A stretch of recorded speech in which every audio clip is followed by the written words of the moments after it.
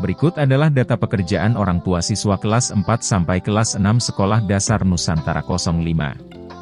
Dalam membuat diagram batang, ada beberapa hal yang perlu kita ketahui. Diagram batang memiliki dua buah sumbu, yaitu sumbu mendatar dan sumbu vertikal. Sumbu mendatar umumnya digunakan untuk menunjukkan kategori data. Sumbu vertikal umumnya digunakan untuk menunjukkan nilai, frekuensi, atau jumlah kategori data. Gambar sebuah batang mewakili satu jenis atau kategori data tertentu. Dalam soal ini, sebuah batang mewakili petani, batang lainnya mewakili nelayan, dan seterusnya.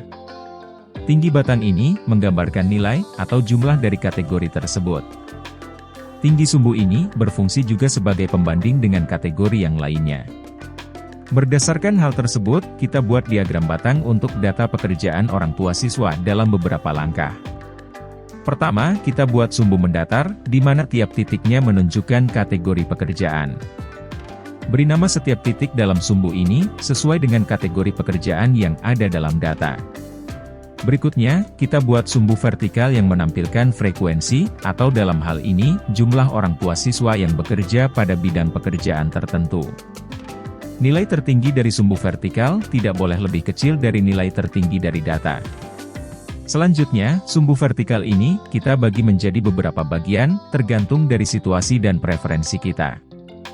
Berdasarkan data, jumlah pekerjaan orang tua terbanyak adalah 25 orang.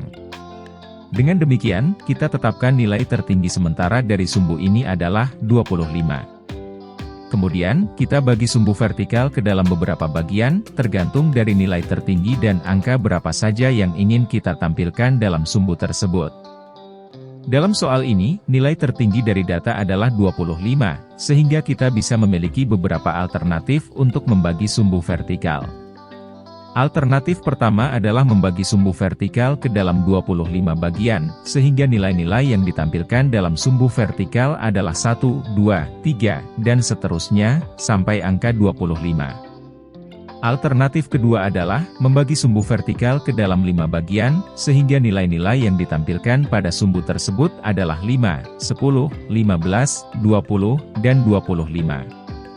Alternatif lainnya, kita bisa menampilkan nilai-nilai puluhan pada sumbu vertikal. Dalam soal ini, nilai-nilai tersebut adalah 10, 20, dan 30, sehingga nilai tertinggi dari sumbu ini kita ubah dari 25 menjadi 30. Alternatif mana yang kita pilih, tergantung dari subjektivitas dan preferensi masing-masing. Dalam video ini, kita akan membagi sumbu vertikal menjadi 5 bagian.